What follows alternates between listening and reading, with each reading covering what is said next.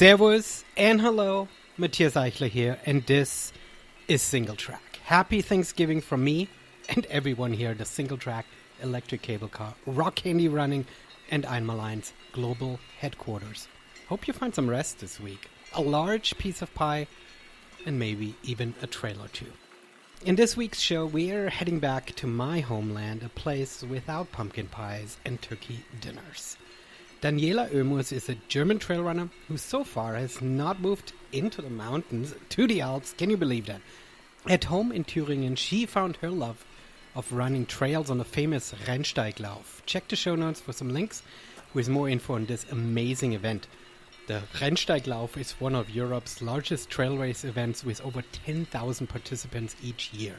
The Germans call these type of events Crosslauf, a trail race. It's not really on mountainous single track, but on rolling forest path and gravel roads connecting smaller towns. Now, Daniela races for Salomon. She's an ER doctor and parent of 2 young kids. And she had an absolute breakout year this year, winning Zegama and Wildstrubel 50K, as well as placing 5th at OCC, 6th at Marathon du Mont Blanc, and 6th at the trail short distance at the World Mountain and Trail Running Championship in Innsbruck. As you can see, there's lots to talk about, so let's dive in. Daniela Oemus from Germany, welcome to Singletrack. It's awesome to have you. Thank you for the invitation. My first podcast I'm giving in America. Exactly. Well, this is the beauty of podcasting. We have a global audience, but yes, it is in English, which is exciting. So we need to introduce you to the audience. And I'm very excited to actually get to know you more because you don't actually, from what I'm gathering, live and train in the Bavarian Alps or in Austria, like literally every other trail runner that I talk to. Am I correct on that? Yeah, that's correct. I live in Thüringen. This is a part of Germany, I would say, quite in the middle and in the former eastern part. And I live near Jena. I think this town is quite well known for some industries. And it has some steep slopes. You don't get more than 200 meters of elevation gain. But if you run up and down a few times, this is okay. Well, you are, I think you're in good company. There are lots of racers that runners who live in areas where it's not the obvious mountain towns, but it is not the norm. Have you been thinking about moving to the Alps like everyone else? Yes, we had these thoughts because I got to know my husband via running, and he's also an ultra and a trail runner. And when we were still just the two of us, we thought that we might one day move to the Alps.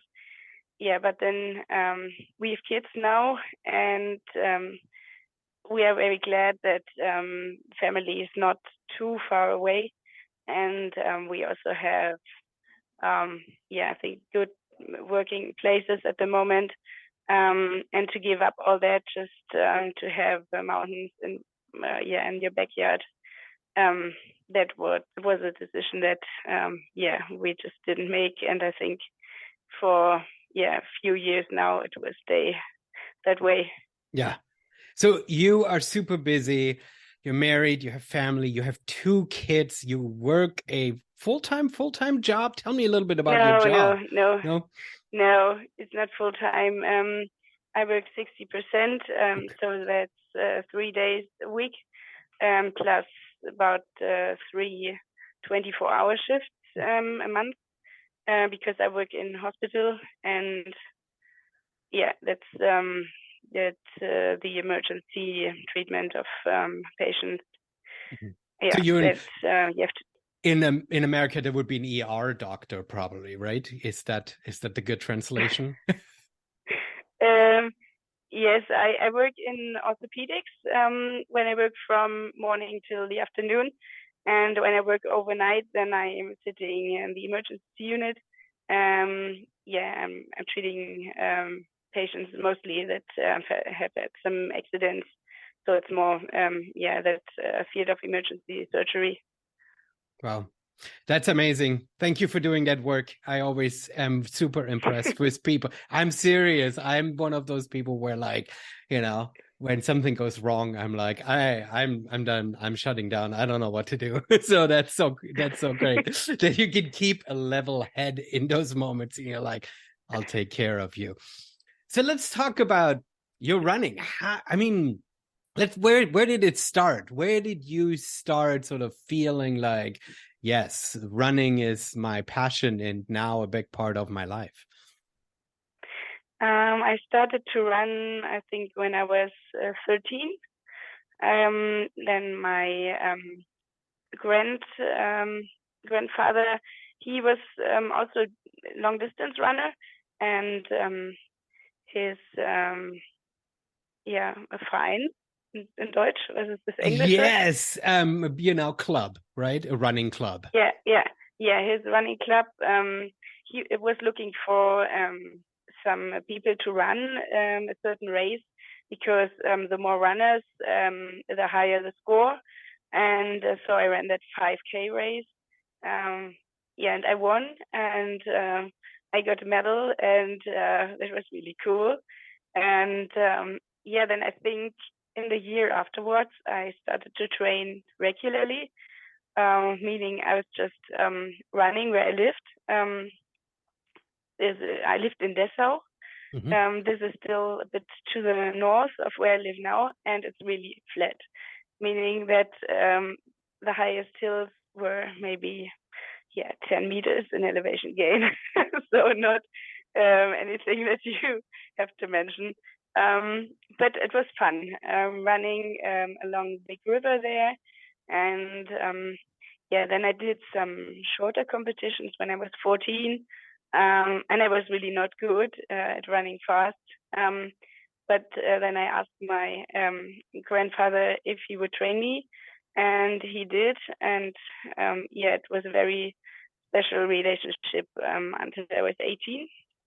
And then I moved to Jena to study medicine. And then I also changed, or I got another, I got somebody else to train me. Mm-hmm. Yeah. Mm-hmm. Fantastic. So we need to talk about, I want to bring this up and tell that story a little bit, and I hope you can fill me in, because I just recently learned about the Rennsteiglauf. It is really in Germany famous ultra distance run that's not a mountain run, but it's been going on for a long time. There's thousands of runners and nobody really knows about it. And I think we need to introduce this race to the general audience, just because we sit here in America and we don't know much about races in Europe beyond of what's happening in the Alps. And the Rennsteiglauf is such an iconic run. So you need to tell us a little bit about the race, where it is at, anything that you can share. And obviously you ran it several times. So let's talk about it. It's named after a long hiking trail, the Rennsteig, and it goes along the ridge, but a very flat ridge, and the highest elevation is a bit above 1,000 meters, and it's about 100 miles long. And on parts of it, 3 students decided in the 1970s to run together for, I think it was about 80 kilometers in the first year. And they just did it to have a great time and to talk. And it was just the 3 of them. And the next year, there were more people joining. And I think 2 or 3 years later, it became something like an official competition. But it was different from the other running races that you had in the GDR at that time, because it didn't aim to bring pro athletes. It was just for the people who wanted to enjoy the outdoors and to talk and to celebrate. And so it did not get any support from some governmental structures. But it became famous very quickly. And I think at first they only had that one course that was about 70 to 80 kilometers long. And then in the following years, they also established a marathon and later on a half marathon. And now there are 3 courses, 73K with about 1,800 meters of elevation gain, and I think 900 meters of elevation loss. Then there's the marathon that comes from the other direction. The finish line is the same for all 3 courses. And the half marathon is the last section of the 73K, basically. Mm-hmm. And the distance is based on a start town and a finish town, right? That's why that distance was picked. That's amazing. Yeah. It goes along the mountain range, along several nice places, and there are some trails along it, but mostly forest roads, not tarmac, but quite even. Mm-hmm, mm-hmm. Sort of these forest gravel roads, trails and stuff like that, right? And now there are thousands of runners running this, right? I mean, it's huge. Yeah. And it gets huge support from the local people. They're standing along the course and playing music, and it's just you have the feeling that all the people who live around the course, they are just on their feet on that special day, and all giving their best to support the runners. It's so amazing. I love these local races and hearing these stories, because I mean, in the 70s, that was still East Germany, right? There wasn't, I mean, in the 70s, I don't know what long distance races were out there, right? I mean, you're telling this story so great that 3 friends just had the idea of doing it, right? It's not there was an immediate focus of, we need to attach this, we are inspired by another event or something, right? I don't think anybody had heard about Western States back then, right? There wasn't an obvious inspiration of trying to replicate a similar experience, right? And that makes it so great and special, right? Yes, I think there were a lot of people who did sports in the GDR. Mm-hmm. Sports had was much more important, I think, in the society than it is now. Yeah. And so there were many potential runners out there.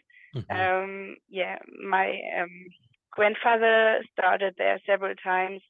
I know that my mom also did when she was a student. She was running the 45K, not with much training beforehand, but just seeing if she could cover the distance. But I think there were a lot of people like her out there, not training all year or training for a marathon, personal best, just coming there to enjoy. Yeah, there is a big history in Germany of just hiking long distances, sort of hiking from town to town, Volkswandertag, right? This idea of sort of going out. And so I think there is a little bit of this, we move from town to town in a reasonably fast manner and stuff. And so, no, that's fantastic. So Rennsteiglauf. We'll have links in the show notes to that for people who want to check it out and learn a little bit more about it. You've ran this race. Have you run all the different distances, or do you always go for the longest distance? Yes, What do you do? yes, yes. When I studied, I ran the half marathon 3 or 4 times, and I was always second. And then, then there was a pause when I started to work because I had very little time then. I was working at the university hospital, and there was a lot of extra work and long hours at work. And yeah, that was a time when I questioned whether I should continue with running. But then I also discovered that I need it, that I need, I didn't need the track or these track races. And I've not done any track race ever since then. But I had really fun being in the outdoors and running long distances and training. And then I wondered how far I could run. And then I knew that there was a very long competition at Rennsteiglauf, and I thought, well, let's just try it. And I did the first time in 2016. And it worked out very well. I had checked out the course record beforehand. I thought it was about 4 minutes 55 per K.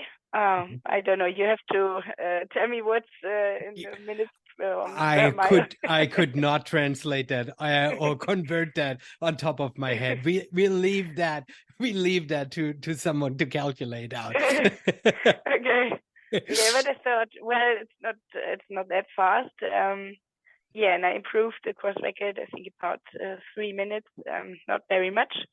Then it came in after 5 hours, 55 minutes, and then I was just hooked. And the year after that, I ran my first ultra trail race in the Alps. But Rennsteiglauf, that was the start of my ultra and trail running career. Fantastic. I mean, this is awesome to sort of set out something. And at this point, I mean, these ultra distances, especially early on, right? They aren't that well known. That's not something that you really have on your agenda, and you just try it out and then you have success. And then you're hooked. So tell us a little bit about, Rennsteiglauf, what was the next one then in the Alps? How did you sort of transition? And you're like, okay, this is what I do. These long distances are what I enjoy. It was a year later that I ran the Zugspitz Ultra Trail, the 63K. I also came first, and I think, I finished 5 minutes before Ellie Fladerer, and she had become the 10th in the World Championships of the long trail the week before. Yeah, I think she was not really fit 1 week after that, but still I beat her, and I was thrilled. And then I'm not sure, 2017. No, I did. I did another ultra trail race in Südtirol. In Italian, it's Alto Adige. Yes, and, South Tyrol. Yeah. I also did some 70K race that I also won, and I think this is still I would call it my distance, these 60 to 70K races.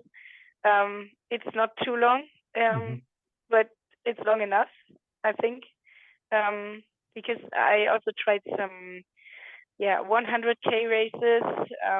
That for me at that point it was still a bit too long. I think this is the point or the distance where I'm getting problems running downhill, because I don't have these long downhills at home. And if it gets too much in accumulation, then I just get problems, muscle problems. Yeah. Yeah. This is such an interesting and different perspective. In Europe, there's so many races that have very different distance categories, or not even categories, right? They are just a distance what they are based on the location of where they're at. Over here in the US, I think most of our races are very tight into specific distance categories. In the ultra world, you've got a 50K, you've got a 50 miler, you've got a 100K, and you've got a 100 miler. And the general goal is that as an ultra runner, you sort of make your way up to the long distances. And that's what it is, right? But you find yourself in this place where you say, this distance that in some respects doesn't even exist in the US, right? 70 kilometers, that is more than a 50K, but less than a 50 miler. But sort of, there are quite a few races of this distance. And in general, it's not a specific category either. They just exist because that's what the loop is or what the route is, right? But I think it comes quite close to the 50 miles. But then, as you say, you want to make a nice course, and in the end, if it's 60 or 75K, it doesn't matter too much. Yeah. So now you've run these races, you show up and you win. Obviously, that feels amazing.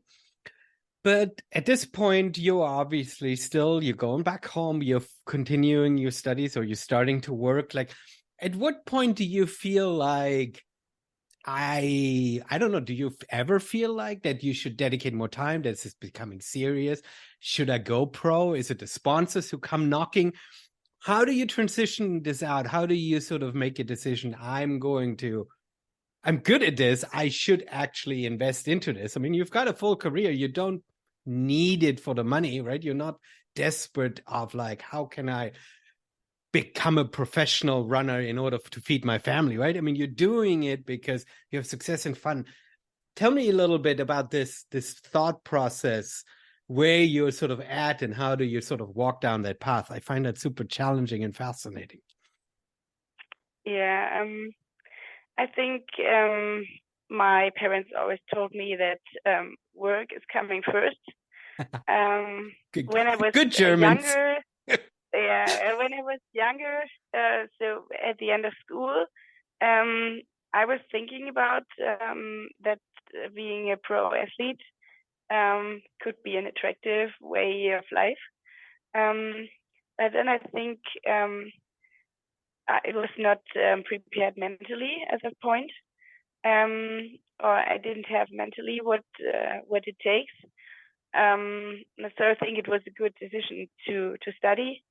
But then, medical studies, I think it's that one study that where you don't have as much time as other students, put it that way. And so it was difficult to combine it with running training. It became better from the third year onwards. But then, I was also writing my dissertation beside studies, and so I didn't have too much time. But then I was also not that good during studies. I was not that fast.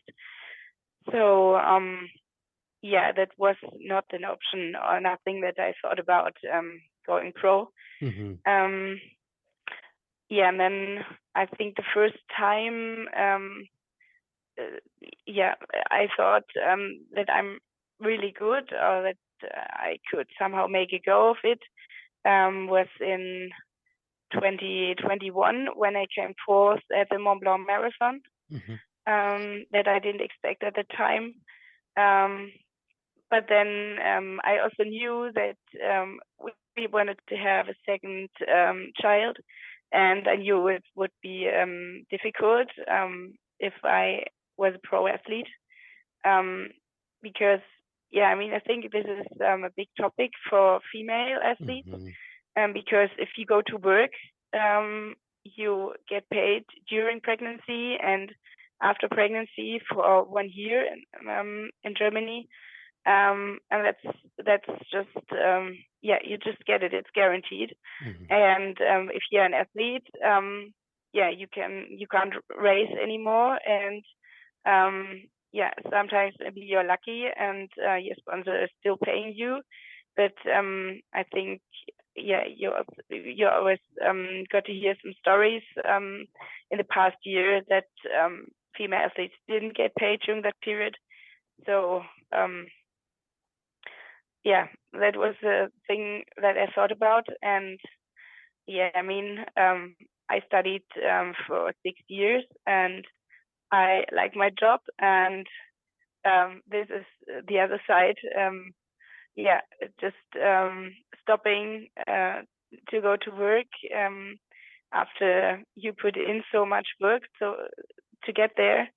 This is not an easy decision. But at the moment, I think it's difficult for us as a family,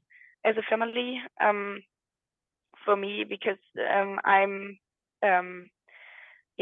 at competitions. I'm away from home a few times a year, and then I'm coming back, going to work, doing 24-hour shifts, where I would like to be at home again. And it's usually also not good for my recovery Mhm. that I have to work quite a lot when I get back. So I think at a point now, or I'm at the point now where I can say, if I continue doing both, I cannot expect to improve as a runner, because the day only has 24 hours, and it's difficult to do everything at once. But at the moment, I'm not sure where it goes next year. This is, But I think you just expressed a really fascinating perspective, and thank you for sort of your honesty and sort of laying out the realities, both for you as a woman and the challenges of having kids and trying to be competitive and sort of navigating this landscape. And I love hearing, I love hearing your struggles. Is not fair to say, because those are struggles, but I think those are real. And a lot of people sort of feel being in this situation, having to make this decision. In Germany, and many of my German, I think, in fact, every German trail runner that I've interviewed, I don't think a single person is 100% full-time pro. Everyone has a part-time job. Do you know if there is a German trail runner who does only trail and like as a 100% pro?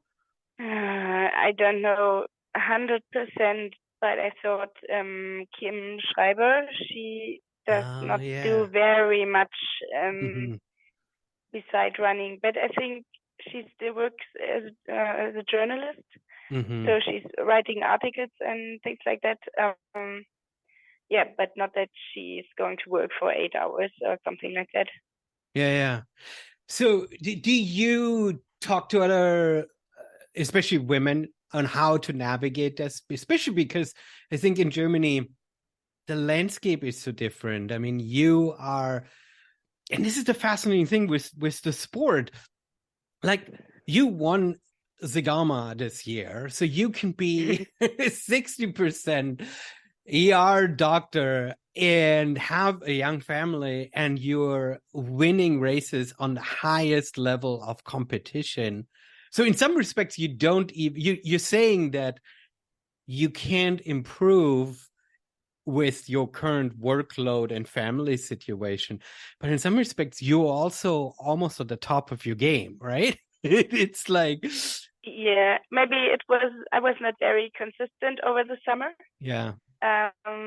Which also reflected that it was just too much, combining working and racing. yeah, I think I coped quite well over the winter because I didn't travel much. I was just at home, and my training load was, I think quite high. But with the additional traveling and racing during summer, I think I couldn't cope anymore. Not as I would have wanted to. Yeah. You've also put a lot of races, and this is a little bit the challenge by running the shorter distances, right? I think the people who run 100-milers, Courtney doesn't run as many races, right? In general, I mean, Courtney doing 3 races was almost broke her, right? And you think that she is unbreakable, right? And so I think if you go, the runners that focus on the 100-mile distance usually run fewer races, and you stacked a lot of races into the summer. So I mean, it doesn't surprise me that you're saying I've absolutely reached my limit, right? Yes. And it was not planned that way, especially the first half of the summer, because I was not nominated for World Champs at first. Oh, right. They only nominated me after Zegama, and then World Dang Champs it! and then World Champs were 3.5 weeks away. Mm-hmm. And then the consequence of my performance at Zegama also was that I raced the Mont Blanc Marathon, because originally I planned to run Dolomites, not Mont Blanc Marathon. I think that third competition in 6 weeks, the Mont Blanc Marathon, it was, it almost blew me up. And so, then you added OCC on afterwards. Yeah, I needed a lot of recovery time after the Mont Blanc Marathon. I don't know how many weeks it was, but it was a few weeks where I hardly trained, because after 10K, I was just exhausted. And I thought, okay, it doesn't make sense to build any training on that. But then, I felt better at Sierre Zinal. Or I should rather say I felt better before Sierre Zinal, because during the race, I had really trouble with the uphill strength. It was better when the course became flatter after about 10K. But the first 9 or 10K, they were just not good. But then I thought whether I should run OCC or not, because I came 25th in Sierre Zinal. And but then I was motivated, and I think about 3 days after Sierre Zinal, I started training quite a lot of kilometers for a little more than 1 week. And then there were about 9 days to recover before OCC. And I think I was not fully recovered before OCC. But I also think that I had to put in these kilometers to build a kind of base, and to make me confident again for this rather long race. So this is definitely a race that I want to do again next year, because I think these 55 or 56K, this is really a length that suits me. And that's why I also thought, okay, I have to qualify again for next year, and that's why I ran Wildstrubel 50K 2 weeks after OCC. I mean, I think if you would be 100% pro and you would have no family and you would focus on nothing but training, that program that you did this summer would still be absolutely exhausting. I mean, the fact that you did it on top of work and family is like otherworldly, but the fact that you did it and still performed so well, and for yourself, and this is for me as somebody who doesn't run on a professional level, mind-blowing that you can come in fifth at OCC and you're like, yeah, I could have improved on that. I mean, this is amazing. I mean, it's one of the most competitive fields, and you're like, yeah, I could have done better. I mean, amazing, especially as somebody who doesn't have to. You don't feel the pressure of, if I'm not on top of the podium, then my sponsors don't give me as much money or whatever, right? I mean, you can be relaxed about it from a business work perspective. For you, running is still fun, right? I mean, it's still the side hobby. Or do you see it already as, oh, a responsibility? If I'm already taking so much time away, then I have to perform. Yes, I think this is one aspect. But we were there as a family in Chamonix. We had planned a 1 week holiday there. But generally this is the way I think. Yeah, this is true. If I am away for a few days, and I want to make the most out of it. But then I'm also thinking that maybe I shouldn't close the door to this pro athlete thing. Yeah. Well, one of the beautiful things was you being a doctor. No, well, two beautiful things. Number one, you're a doctor in Germany, which means university was reasonably inexpensive. You're not sitting in America. You would have sat on hundreds of thousands of dollars of student loans that you'd have to pay off, right? Okay. So you don't have to worry about that. And the other nice thing is that, and I'm not trying to talk you into going pro. I'm just sort of trying to put myself into your perspective, right? It's like, well, the nice thing is that doctors are always in demand, right? So if you would take a few years off, you're not like missing out on technological advancements, right? So if you are a software developer and you might be 10 years out of the game, you might come back and you might never get a job again, right? But a doctor, you'll always be able to get back into working, right? Yeah, well, I think I was a bit surprised that after I returned to work after a little less than 3 years because of the two children. It was not that hard to start working again. It was okay.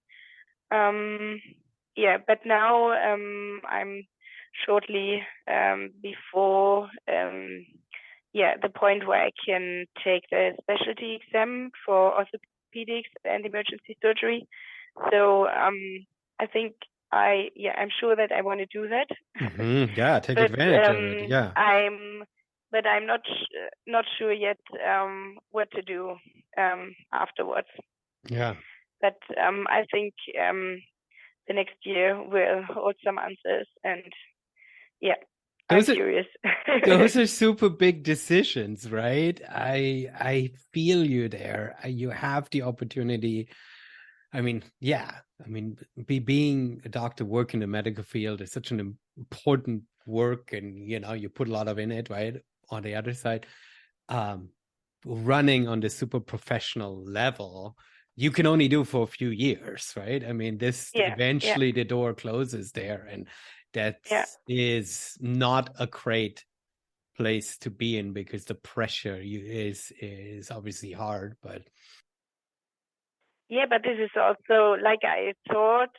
I don't think, I'm not sure whether it's the thing, because now we've moved on one generation, because once you have kids, you think, oh my God, I'm becoming really old.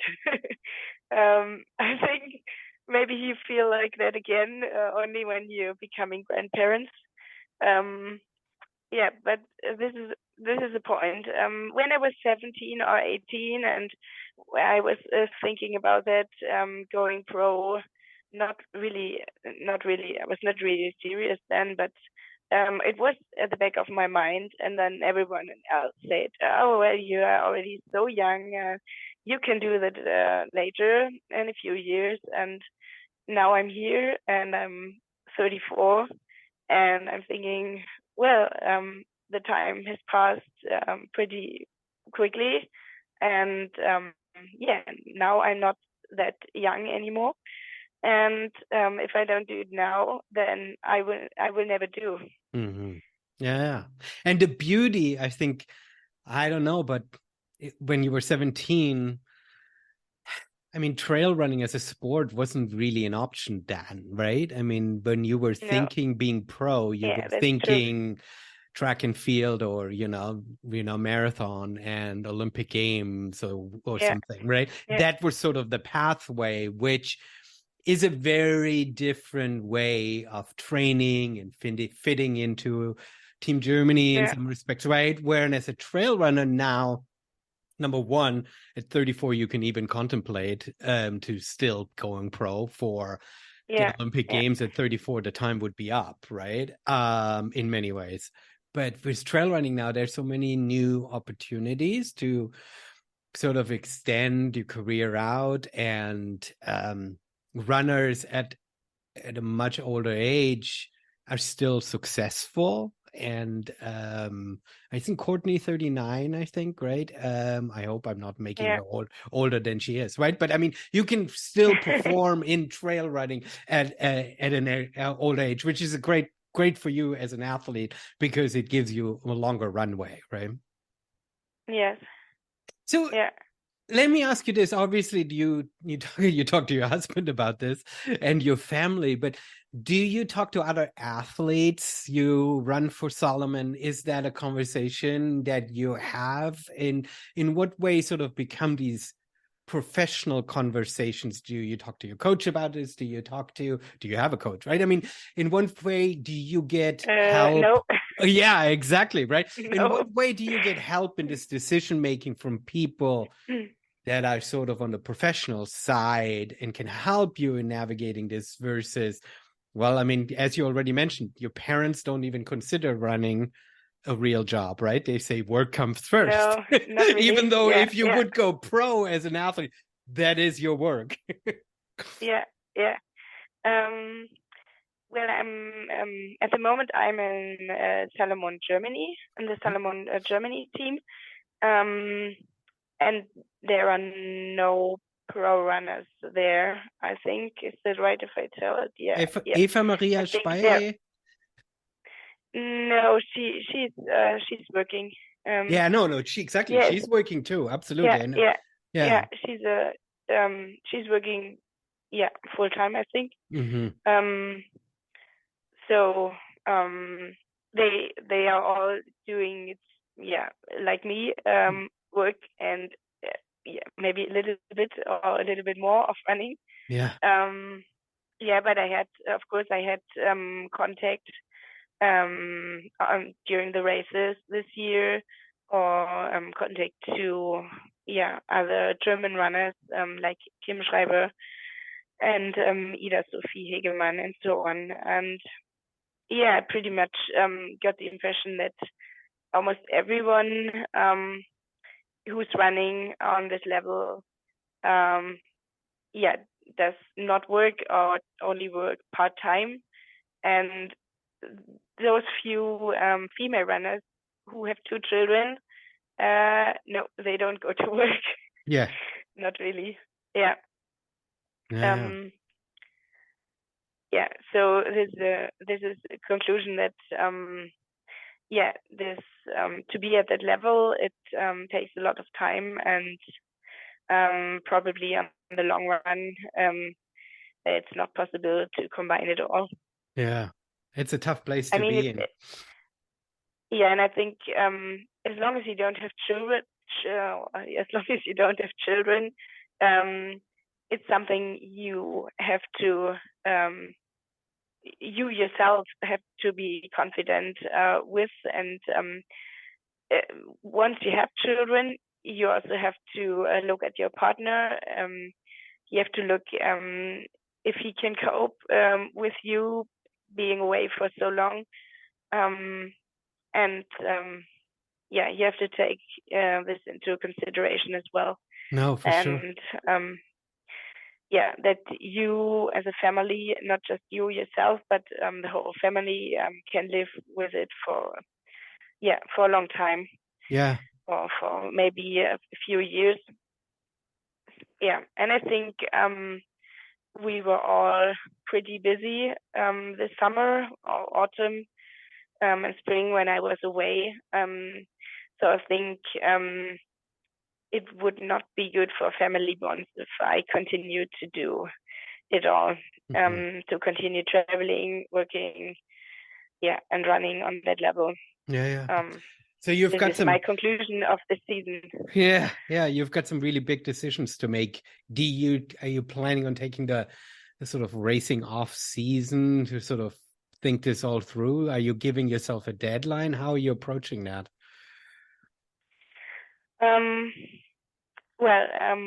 I think I really want to work until next summer because I told you about that specialty exam that I will probably be able to take then. But afterwards, then it's up to my sponsor if I can stop working or not. So this is still to be decided. So you need a manager who can negotiate a good contract for you.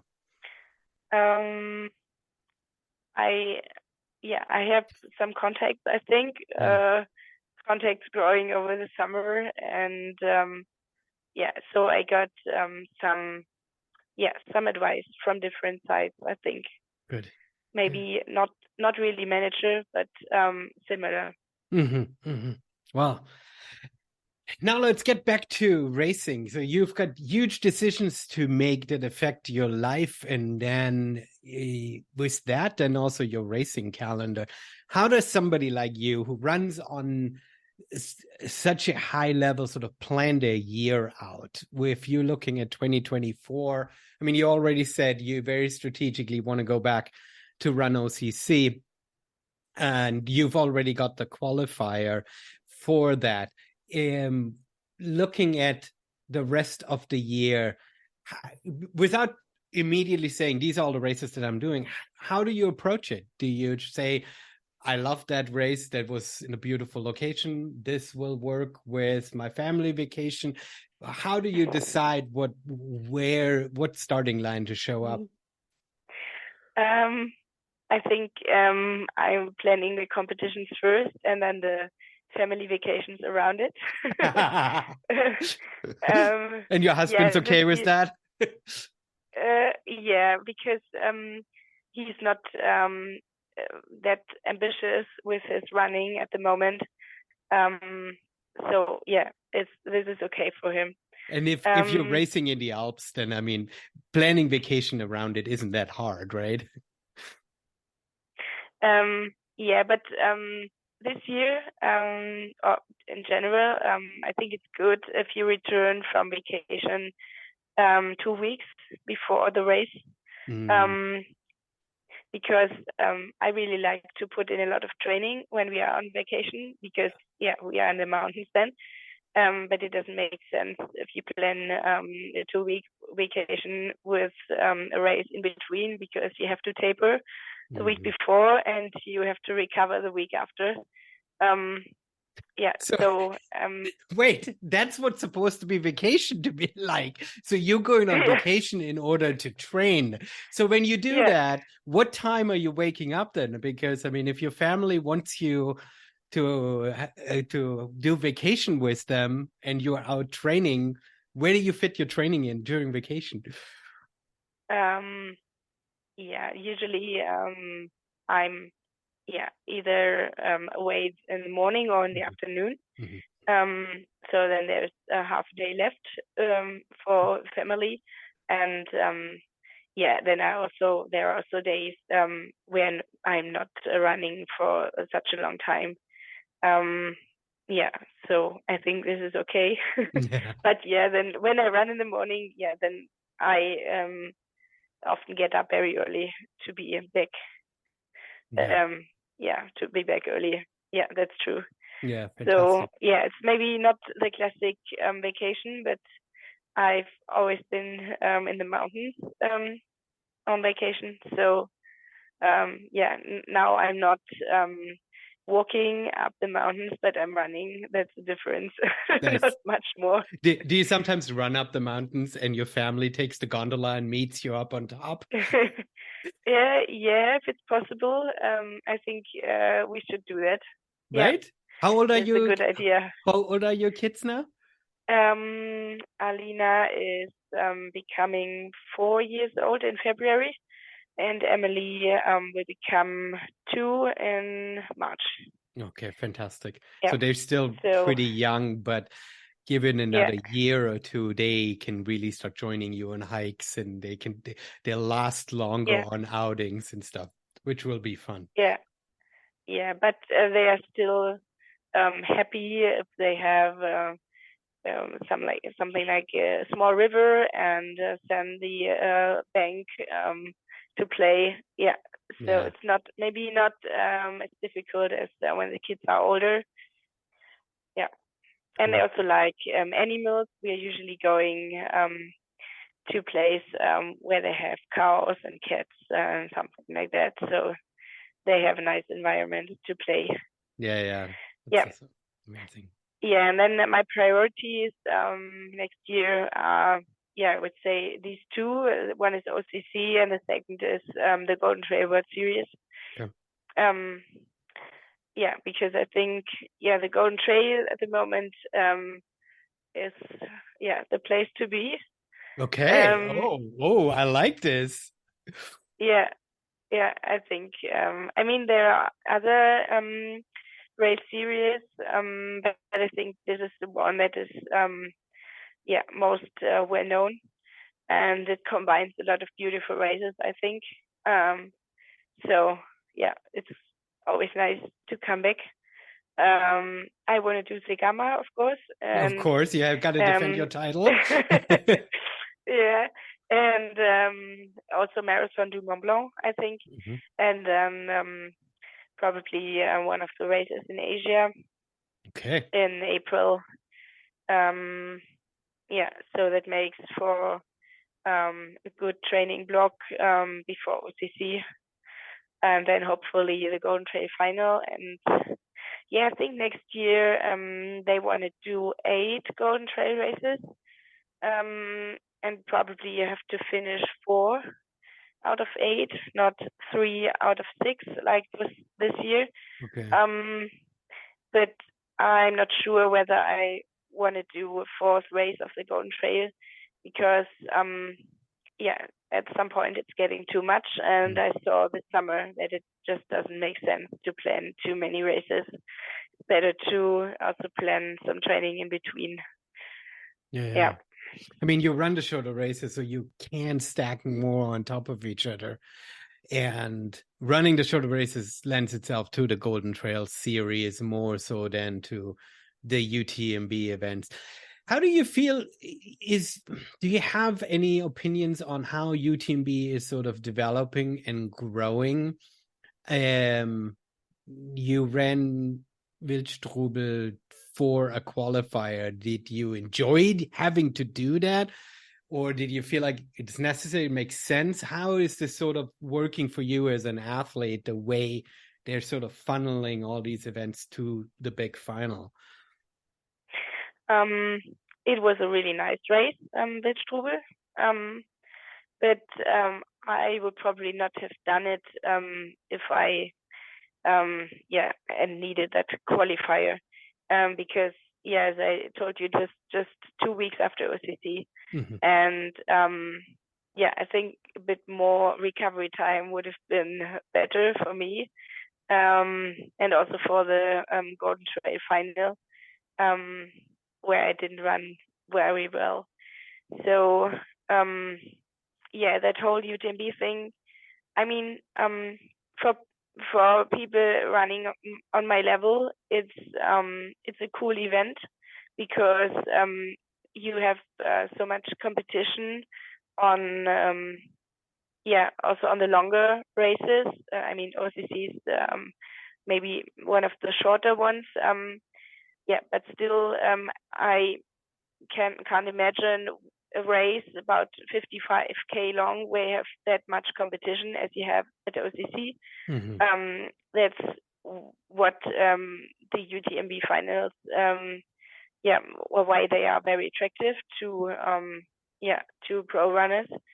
On the other hand, I think just for people who want to run an ultra race, there are so many more nice and small races in the Alps or elsewhere, with also very nice atmosphere, where you don't have a lot of thousand runners running with you, where you don't have to pay that much, where it's not that expensive to get an accommodation as it is in Chamonix during that week. Mm-hmm. So I think if I wasn't running on that level, I would run somewhere else. Definitely. Is that also do you just enjoy the competition of running against others, or is that also a sponsor consideration? Do you feel like you're selecting races based on your partnership with your sponsors? Is there sort of a business decision there too, or do you select it purely on these are my favorite races where I know I'll have the competition? No, I don't think that I choose the races for my sponsor. Mm-hmm. It's I think more a thing that comes from within, mm-hmm. that you are looking for the races where there's a lot of competition, and I think the Golden Trail combines a lot of races where you have a lot of competition. So I think this is why for me it makes sense to run the series. Mm-hmm. Mm-hmm. And OCC, you also said it, that it's a level of competition that you almost get nowhere else. Yeah. And it's just thrilling for me to be there. So it has nothing to do with any sponsors. It's just maybe that I want to prove myself to me. Yeah. Well, that's great to hear that you're still in a place where you can really run out of your passion and your excitement for the competition, and you don't feel like you're in a place where it has become too much of a business pressure. No, yeah. Cool. Well, that's right. We covered a lot. I really, really love your perspective of sort of standing with one leg in the being a family, being at home and working, and on the other side, sort of flirting and embracing this idea of being a professional athlete. There are going to be lots of important decisions coming your way, and I wish you good luck in making these decisions, and health, so you stay healthy, so you can really follow that dream. Before I let you go, do you want to share a couple links where people can connect with you, can see what you're up to, your Instagram? I don't know if you have a website where you want to direct people to. I think at the moment it's Instagram. I'm not on Facebook anymore, and I don't have a website. I think you will find me on the Salomon website somewhere. Okay. And I'm on Strava as well. Okay. But at the moment I'm not uploading very much. But the competitions usually. Fantastic, Daniela. Thank you so much for your time. Thank you for your incredible English. You sounded amazing. I think everybody was able to follow along just nice. Thank you for sharing a little bit an insight into your life and into the challenges. You had an incredible year of racing. It's going to be tough to top this coming year, right? I mean, I think so. Yeah. Well, you're up for a challenge, so I'm sure you will try. And I don't know, I'm going to put my hat into OCC as well, the lottery. So I might see you at the start line of OCC. I'll be really, really far in the back. That's cool. Yeah. Thank you very much for the interview.